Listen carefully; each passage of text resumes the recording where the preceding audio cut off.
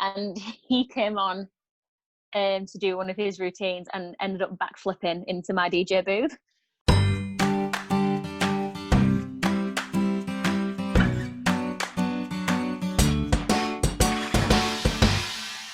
Hi guys, welcome to episode 9 of Interval Conversations. I'm joined today by my old friend Beth Rosamond. Now, I met Beth in 2014, I think it was, for when we did Phantom at the Opera.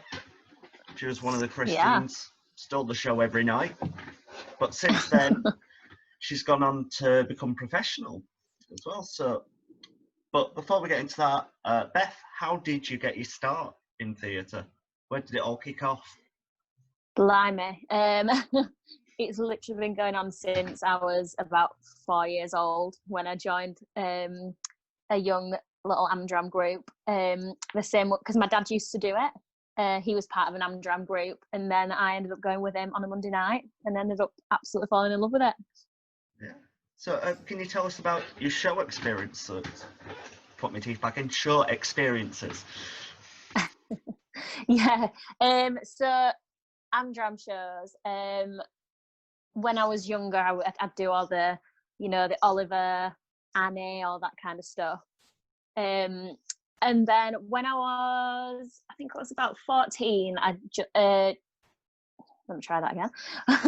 When I was about 14, I auditioned for the local youth musical theatre group in Wakefield at the theatre. And they put on big budget shows every summer, which was amazing. And the first one I did there was West Side Story. And I ended up playing Anybody's in that. So that was like my first big theatre show, which was amazing. And then I ended up doing it every year up until I was 19, 20. So I was Grisabella in Cats. I was Kim in Miss Saigon, believe it or not. I did, what else did I do? Mary Magdalene in Jesus Christ Superstar, Cosette in Les Mis. Like, there were so many. It was incredible. And then, of course, with you, we did Phantom of the Opera with Hattie in Halifax, which was amazing. That was an absolute dream come true because I'd always wanted to play Christine. I've still got... So, yeah, I got to play... Still got him. Oh, look. Oh, that's so cute. Oh my God. Flashback. It's been sitting on my shelf for a few years. Oh, was it? Oh, yeah. No way. Was it? But yeah, I was super lucky because I got to play so many amazing parts in like so many different Amdram groups, which is something that made me know I wanted to do it professionally eventually. So has there been any personal highlights for you? So specific role, production? Ooh. So probably I'd say Phantom of the Opera because that was an absolute dream come true to play. And it was a fab company as well, and I got to play Phantom against one of my best friends, Alex Paul, which was fabulous. And I'd probably say as well, Grisabella in Cats was pretty cool.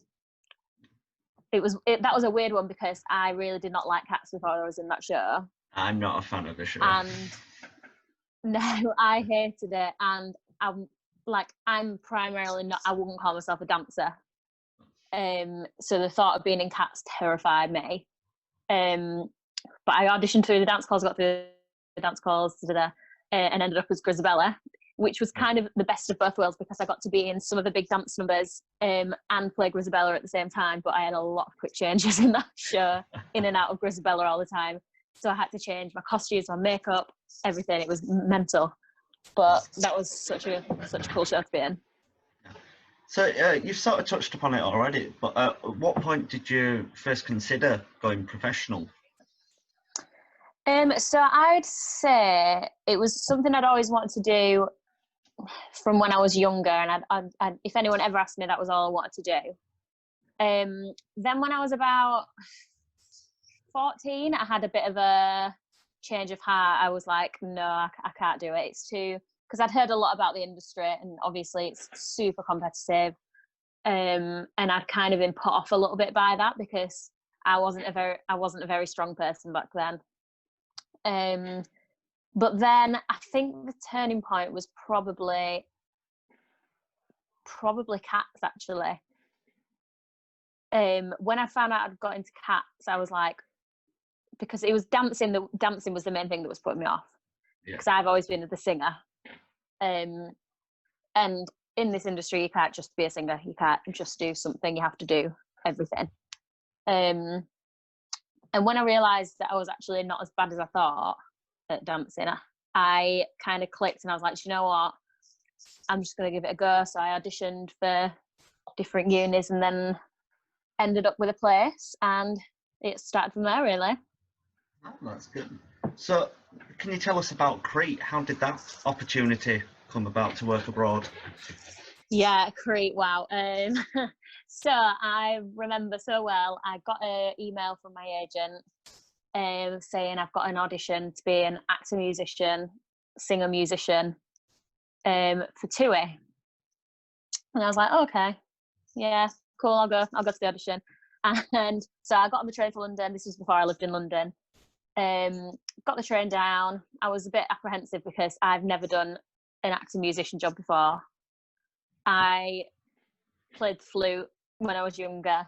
Hadn't picked it up in about 5 years. So the thought of playing the flute in an audition was terrifying.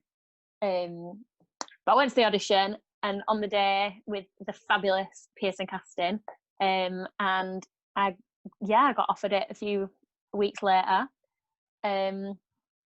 And then when I found out I was going to Crete, especially, I was super excited because it's somewhere that I've always wanted to go. Yeah. And the whole experience was incredible. We had, I think it's 9 weeks of rehearsals.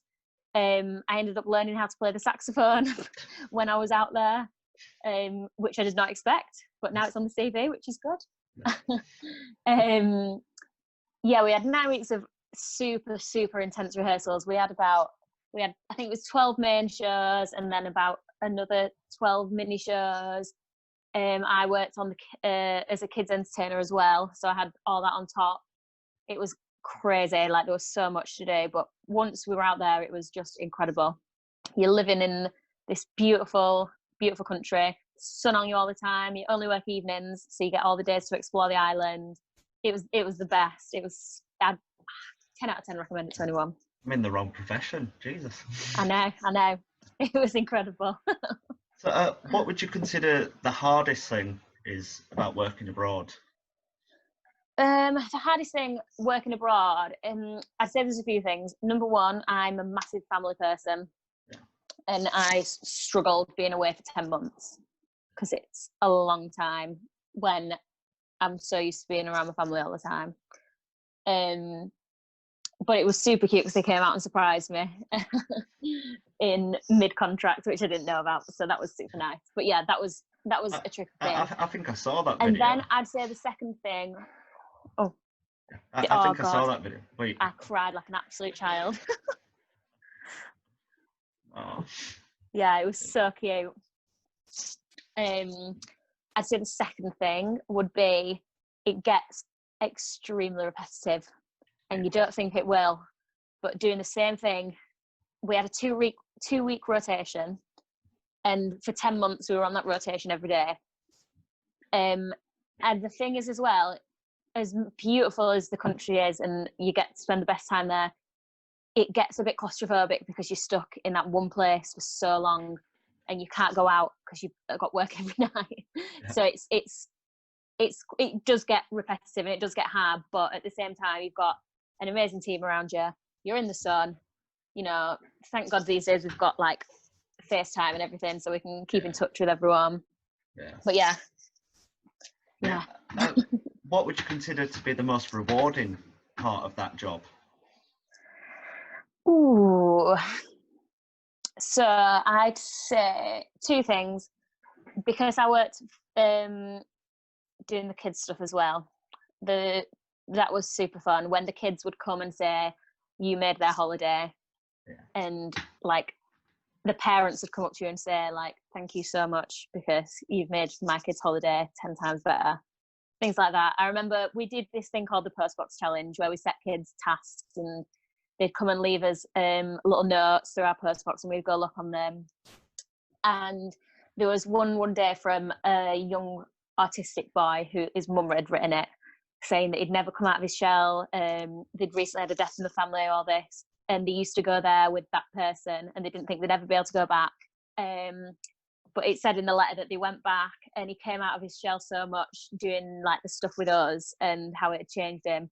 That was incredible, because you just don't expect something like that to happen. So that was amazing. Also, I would say there was just like little things, like on an evening we'd do a cast jam up in the bar. So we'd be around the piano, playing instruments, singing, like doing our own kind of sets. Yeah. And there'd be some times where like couples would get up and like dance around together, have a drink, dance around. And it was just so nice, like knowing that you kind of did that. Yeah. It was you that got them up. It was you that made them smile. Like, yeah, it was fab. So what have you learned from doing such a massive job like that? So has it taught you anything for future? It's weird. Like it taught me that I'm a lot stronger than I thought I was. And like a few years ago, if you'd have told me I'd moved to Crete for 10 months, I'd have said, you're lying. No way. Because it's just something I never thought I'd be strong enough to do. And I did, and I'm so proud of myself for doing it. Like, it was the best. And it's also taught me so much about working as a team dynamics, because you're with those 10 people all day, every day for 10 months. You have to know how to talk to each other, when to leave someone alone, when they need some space. You need to know when they want a hug, things like that, everything, because everyone's different dynamics affects the whole team. Yeah. And that was a massive thing when we were out there. Kind of, it took us a while, because we were absolute strangers. But once you get it and you all become this little family, it's amazing, and it's something I'll never ever forget. Yeah. Do you have any horror stories from working over there? Like stuff that went wrong? Yeah. Yes. So there's a couple. Me and my best friend, who I actually live with now, Dylan, he's in the other room. He was a dancer on the contract. Hi, Dylan. He was a dancer on the contract. And we had one of the shows called Seasons, and it was like a rock opera show based around the 4 seasons. And we all just knew that show was cursed, because every single time something would happen during that show. And there's a couple of things. The first time he had to do, what do you call it? Oh, what's the word? He had a staff, and he had to like do some choreography with the staff. And one night he threw it into the audience and like near miss one of the guests. And oh my gosh, trying not to laugh was one of the hardest things I've ever had to do. It was so funny, but then he just carried on, like just moving his arm without a staff in his hand. It was so funny. And then I'd say another one with Dylan again. It was always him. Nightmare. We had a show called Silent Sundown, and I was on stage like acting as like a DJ. It was a silent disco show, so all the audience had headphones, things like that. And he came on to do one of his routines and ended up backflipping into my DJ booth. And he like crashed straight into me, and I didn't know what to do. I didn't know what to think. It was so funny, but at the same time, obviously you're in mid-show, so you have to try so hard not to laugh. But the thing is, like I said before, it can get boring, but then things happen in shows, and you think 10 months down the line no one's ever gonna forget a lyric, but then one of the other girls kept forgetting the lyrics in one show. It just went. And the hardest thing to do is, especially when you know these people so well by this point, is to not laugh on stage. And I'm terrible for it. I'm so bad. But welcome to the I club. laugh at anything. Yeah, I laugh at anything. So I was the worst. I was talking to one of my friends in another podcast about onstage mishaps, and I always bring up Phantom because there were quite a few. The smoke machine, that went on the rampage. Oh my gosh, I forgot about that. And we couldn't see the MD. Where is she? Where are you? Like that as well. Oh gosh. Trying to keep a straight face with Alex. Yeah, all the time. I remember so clearly as well with Amy Woodhead. Me and Amy Woodhead singing Angel of Music, and she got the words wrong every single night, and we ended up just trying so hard not to laugh. Phoebe, I could not keep a straight face with her. At all. Never. But oh wow. I missed that show. It had so many bloopers. Me too. Oh, it was so funny. Yeah, I just have a cast as well. I just have one last question for you. Do you have any advice for people going into this industry when it's safe? When it's safe, I would absolutely say just keep as strong as you can be. You'll shock yourself with how strong you will be. I still shock myself every day about it. There's so many not facts. It's just the way of the industry, and going to auditions, getting turned away, it's rubbish. It just is. But you've just got to keep strong about it. And half of the time, it's not about your talent; it's about the luck. You've got to fit amongst other people. They might have already cast someone else that you'd look silly stood next to. Like, you just don't know. And you've just got to try and keep in that mindset the whole time, or else you struggle. You've just got to keep strong. And tip always, after a bad audition, treat yourself to a big fat cake. Every time. I like that advice. Well, thank you for joining today. Thank you for having me. Thank you. Good stuff. Start recording.